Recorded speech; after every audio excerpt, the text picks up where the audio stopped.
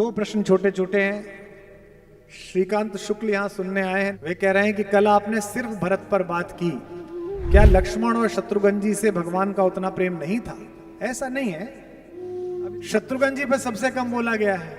मेरा तो मन है कि एक दिन मैं शत्रुघ्न जी पर ही बोलूं किसी प्रकार से।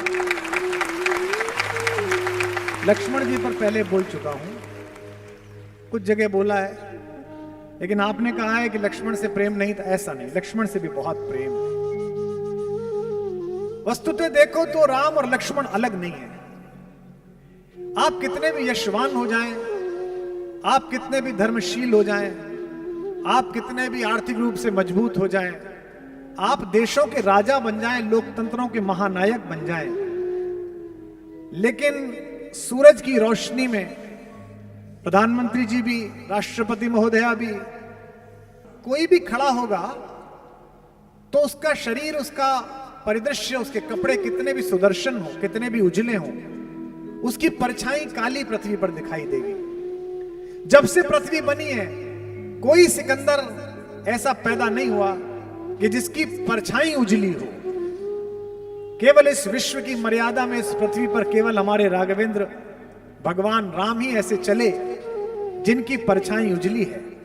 भगवान नीले वर्ण के हैं और उनकी परछाई की तरह चलने वाले लक्ष्मण जी उजले वर्ण के हैं। लक्ष्मण भगवान की उजली परछाई है। आप कभी चित्रकूट पधारिए, बहुत अद्भुत जगह है। इतनी अद्भुत कि दो प्रदेशों का दावा है कि हमारा है, कि हमारा है। आधा चित्रकूट उत्तर प्रदेश में है, आधा चित्रकूट मध्य प्रदेश में है। माता मंदाकिनी की धारा उनको अलग अलग करती है। कुछ नहीं है, नक्शे में सिर्फ इतना ही है, इधर है इधर है। एमपी वाले भी कहते हैं कि हमारे यहां रहे भगवान, हम यूपी वाले कहते हैं कि हमारे यहां भी रहे।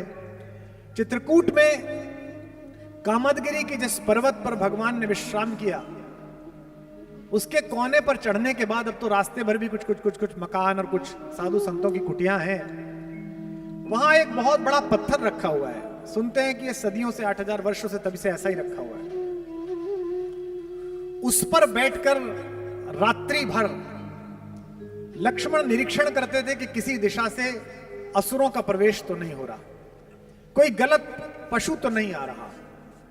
महर्षि विश्वामित्र ने 15 वर्ष की आयु में जब राम को अपने शिष्यत्व में स्वीकार किया भगवान को, तो उन्हें बहुत सारी सिद्धियां दी थी। अक्सर लोग पूछते हैं सिद्धि क्या थी। यह सिद्धि यूं मान के चलिए कि उस समय विश्व में डिफेंस साइंस की दो बड़ी लैब थी। जैसे आज नासा को लैब माना जाता है, जैसे आज पेंटागन को लैब माना जाता है, विश्व की सबसे बड़ी दो लैब थी। एक लैब के ओनर, मालिक, चलाने वाले थे महर्षि विश्वामित्र, और एक लैब के चलाने वाले थे महर्षि अगस्त्य। एक उत्तर भारत में काम करते थे, एक दक्षिणापथ में काम करते थे। लेकिन इन दोनों का विज्ञान तो बहुत विकसित हो गया था, लेकिन आयु क्षीण हो रही थी।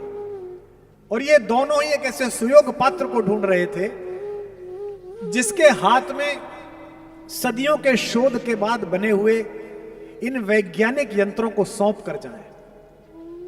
पूरी दुनिया किस बात पर चिंतित है कि हमारा एक पड़ोसी देश है, उसने एटॉमिक बम बना लिया है। हमको लेकर कोई चिंतित नहीं है। हम तो सन 77 के बाद से इस प्रयास में लगे। शक्ति अगर गलत हाथों में आ जाए तो वो हिटलर पैदा करती है, और शक्ति अगर जगत के मंगल के हाथों में आ जाए तो वो गांधी पैदा करती है, पटेल पैदा करती है, तिलक पैदा करती है, भगत सिंह पैदा करती है। इस शक्ति को किसको सौंपूं, विश्वामित्र सोच रहे हैं। और विश्वामित्र ने योग्यतम पात्र का चयन किया, जिसका नाम है राम, जो दशरथ का युवराज है। दोनों भाइयों को लेकर गए, राम को सिखाया कि एआई का प्रयोग कैसे करना है, राम को सिखाया कि माया कैसे पहचाननी है, राम को सिखाया कि एक बाण से ही हजारों लोगों को कैसे समाप्त करना है, राम को सिखाया कि अनावृष्टि कैसे रोकनी है। लक्ष्मण को भी एक सिद्धि सिखाई।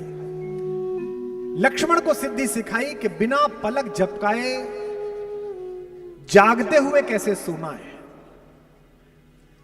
ये बात 30 साल पहले जब ऐसी ही किसी उद्बोधन पीठिका से मुझसे भी महनीय किसी ऋषि मुख ने कही होगी कि एक ऐसा आदमी जाग कर देख रहा है जो पीछे सो रहा है लेकिन आगे जाग रहा है, तो पश्चिम के विज्ञानवादी लोगों ने कहा ये तो संभव ही नहीं है, या तो आदमी सोएगा या आदमी जागेगा। आजकल नया घर बनवाइए तो जो एआई और ऑटोमेशन का काम करने वाले आते हैं आर्किटेक्ट के साथ, करोड़ों रुपए लेते हैं आजकल। पर्दा खुल जाएगा, पर्दा बंद हो जाएगा, वो पीछे हल्का वाला पर्दा खुलेगा फिर बंद वाला खुलेगा। तो वो एआई वाले कहते हैं कि हम जो कैमरा गैलरी में लगा रहे हैं ये आपकी रिकॉर्डिंग की मेमोरी खराब नहीं करेगा। अगर कोई आहट नहीं है, कोई चला नहीं है तो रिकॉर्ड नहीं होगा, लेकिन अगर बंदर कूद जाए, आदमी कूद जाए तो तुरंत रिकॉर्ड हो जाएगा। ये एआई है, artificial intelligence of N equipment. ये एआई सिखाई गई लक्ष्मण को कि लक्ष्मण आंख खोले बैठे हैं, अगर कोई नहीं आ रहा तो सो रहे हैं, लेकिन जैसे ही उस लेजर किरणों के किसी क्षण में किसी निश्चर ने प्रवेश किया तुरंत ही लक्ष्मण जाग जाते हैं और उनका हाथ धनुष पर कस जाता है। ये एआई का प्रयोग। मैंने कहा कि खड़ी बोली में राम की कहानी सबसे पहले अग्रवाल समाज के ही एक कवि के यश में आई। मैथिली शरण गुप्त जी ने साकेत लिखी। उसमें पूछता है कवि प्रकृति से कि जाग रहा यह कौन धनुर्धर। देखिए लक्ष्मण की प्रतिमा पीछे, जबकि भुवन भर सोता है, पूरी दुनिया सो रही है, ये कौन आदमी है जो जाग रहा है। और कैसा लग रहा है? ऐसा लग रहा है जैसे कामदेव ने वनवास ले लिया हो।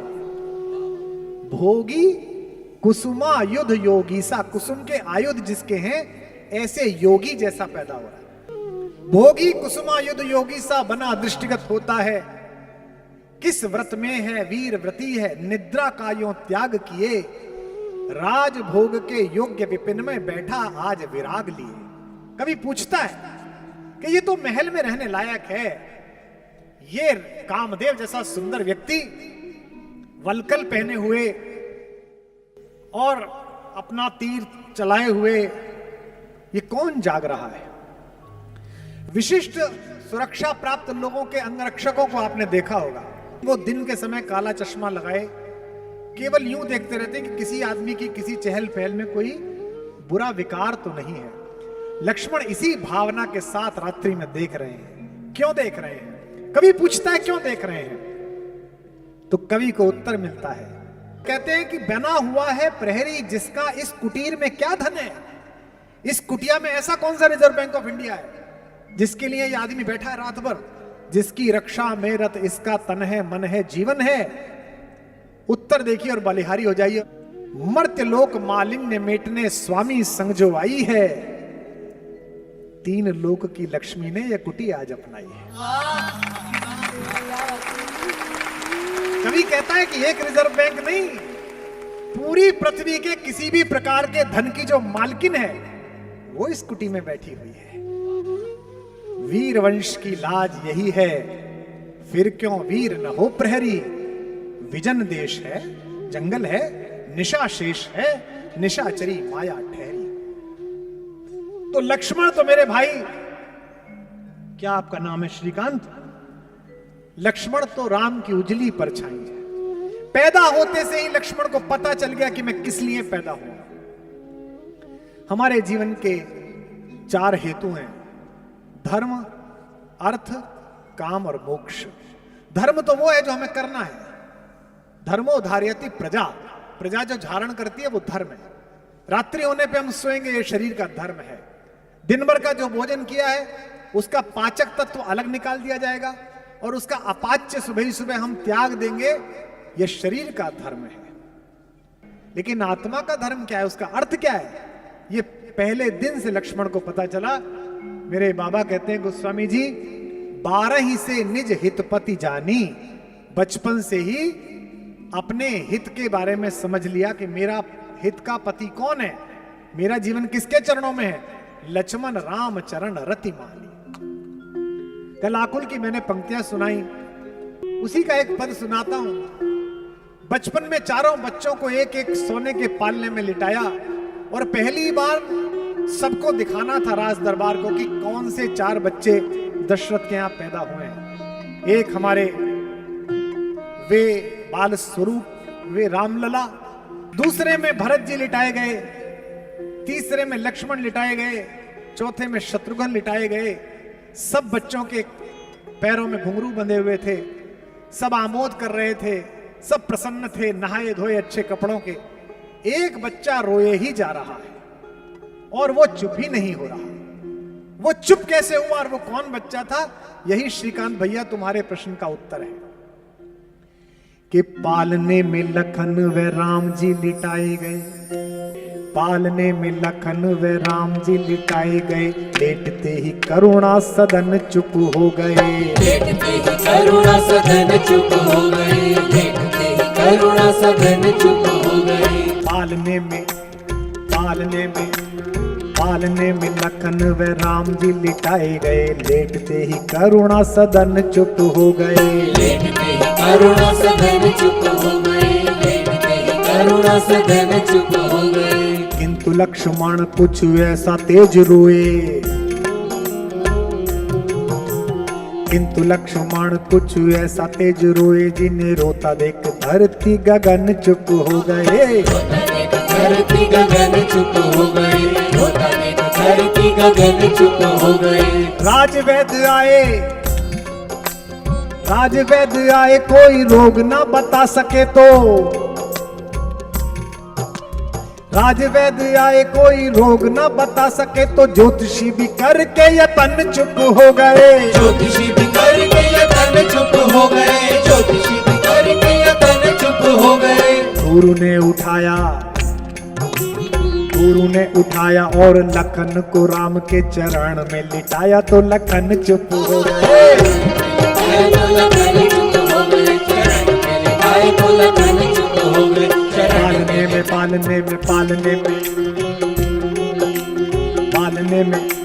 पालने में लखन व राम जी लिटाए गए, लेटते ही करुणा सदन चुप हो गए, लेटते ही करुणा सदन चुप हो गए, लेटते ही करुणा सदन चुप हो गए। किंतु लक्ष्मण कुछ ऐसा तेज रोए, जिन्हें रोता देख धरती गगन चुप हो गए, रोता देख धरती गगन चुप हो गए, रोता देख धरती गगन चुप हो गए। राजवैद्य आए कोई रोग ना बता सके तो, ज्योतिषी भी करके यतन चुप हो गए, ज्योतिषी भी करके यतन चुप हो गए, ज्योतिषी भी करके यतन चुप हो गए। गुरु ने उठाया और लखन को राम के चरण में लिटाया तो लखन चुप हो गए, चरण में लिटाया तो लखन चुप हो गए, चरण में लिटाया तो लखन चुप हो गए। बचपन में जिस बच्चे को यह पता चल गया कि किन चरणों के प्रभाव से मेरे पीड़ा का उपचार होगा, वे लक्ष्मण है। इसलिए आपका प्रश्न कि भरत से कम प्रेम है कि ज्यादा प्रेम है, नहीं, सबसे बराबर है। और लक्ष्मण की मां, मेरी मां सुमित्रा भी मेरी मां कौशल्या से कम नहीं।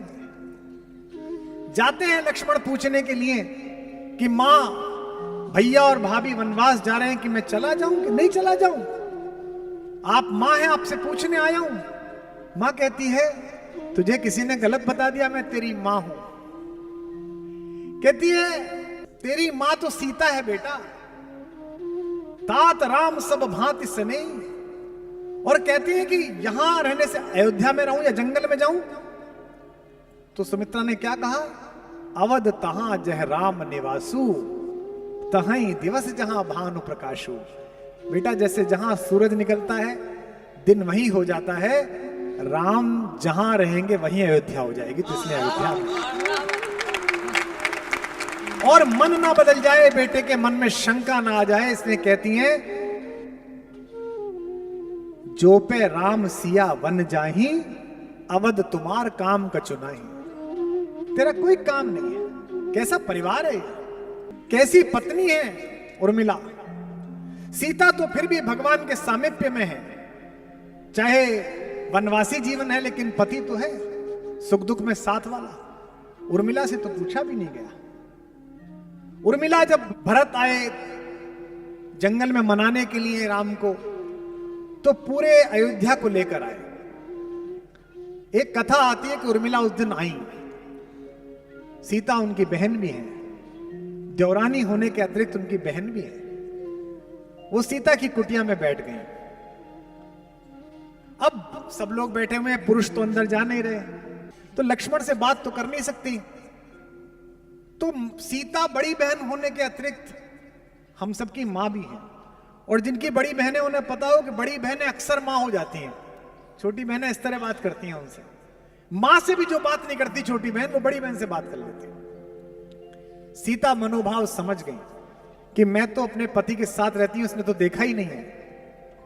तो उन्होंने लक्ष्मण से कहा कि लल्ला, मेरी झोपड़ी में, कुटिया में फूलों की डलियां रखी है, उसे उठा लाओ, तुम्हारे भैया की शाम की संध्या के लिए माला बना दूंगी। लक्ष्मण ने कहा जो आज्ञा भाभी, और तेज गति से लक्ष्मण गए। लक्ष्मण को क्या पता, जैसे ही कुटिया का द्वार खोला तो सामने उर्मिला, वो खड़ी हो गई। अब सोचो, पूछ के नहीं आए हैं, लेकिन जैसे ही देखा, अब लक्ष्मण असमंजस में कि लौटूं कि बात करूं, तो मैथिली शरण गुप्त कहते हैं, खुद उर्मिला ने आगे बढ़कर मुस्कुराते हुए कहा, कभी मेरे बाग में घूमने वाले हो हिरन, आजकल तू जंगल में घूमता है, मैं तुझे बांधूंगी नहीं, इसलिए भय मत कर। मेरे उपवन के हरिण आज वनचारी, मैं बांध न लूंगी तुझे, तजो भय भारी। लक्ष्मण भी कहते हैं कि मैं तुम्हें इसलिए नहीं छोड़ के आया कि मैं तुमसे प्रेम करता हूं, मैं तुम्हें इसलिए छोड़ के आया हूं कि सीता तो अधिकारिणी है राम का प्रेम पाने के लिए। राम अधिकारी हैं कि सीता जैसी दिव्य विभूति और भगवती का पाणी ग्रहण करें, पर मुझ में तो कोई योग्यता ही नहीं है कि मैं सीता की बहन का हाथ थामूं। वन में तनिक तपस्या करके बनने दो मुझको निज योग्य, भाभी की बहना तुम मेरे, अर्थ नहीं केवल उपभोग्य। तुम केवल मेरी पत्नी नहीं हो, तुम जगत नंदिनी सीता की बहन हो। मुझे इस योग्य तो बनने दो कि कोई व्यक्ति ये ना कहेगी, अरे कहां तो सीता का पति मर्यादा पुरुषोत्तम राघवेंद्र, और कहां उर्मिला का पति, तो वे तो तपस्वी हैं ही, मुझे तपस्या करने दो।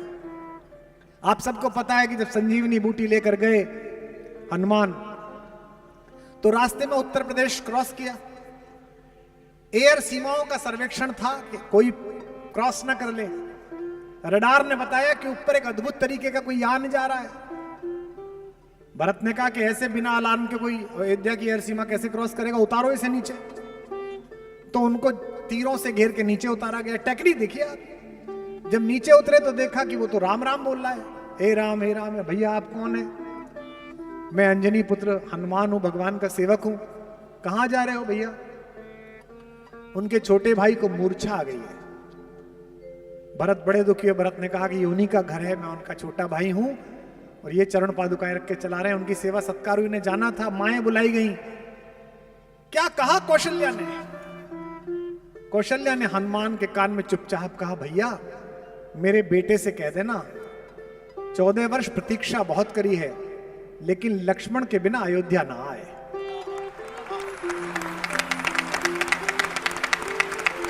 रोती हुई कौशल्या अपने आंगन की तरफ चली, पीछे खड़ी हुई सुमित्रा आई। सुमित्रा ने कहा, भैया मुझे पता नहीं दीदी ने तुमसे क्या कहा है, राम से कह देना सीता को वापस लेके आए। लक्ष्मण ना भी रहा तो मेरे पास अभी एक लाल और है, उसे साथ लड़ने के लिए भेज दूंगी। ये घर है। हनुमान की विदाई की तैयारी हो रही है, सब दुखी चिंतित हैं, और उर्मिला प्रसन्न है, चहक रही है। हनुमान भैया दूध पी लीजिए, हनुमान भैया ले। हनुमान ने अकेला एकांत पाकर चरण पकड़ लिए कि माता आपका पति मृत्युशैया पर है, मूर्छित है, और आप मुझे दूध पिला रही हैं, आपको तो कहना चाहिए जल्दी जा जल्दी जा। तो उर्मिला हंसने लगी कि भैया तुमसे किसने कहा कि मेरा पति मृत्युशैया पर है? हनुमान ने कहा मैं देख के आया हूं। उर्मिला ने कहा कि आप गलत फहमी में, यदि विश्वास ना हो तो 5-7 दिन रुक जाओ, मेरे पति को कुछ नहीं होगा। क्योंकि जम्हाई में भी रात को सोते समय जिस राम का नाम लेने से सुबह आदमी जिंदा उठता है, उसकी गोदी में यमराज छोड़ो महाकाल लेके नहीं जा सकता मेरे पति को।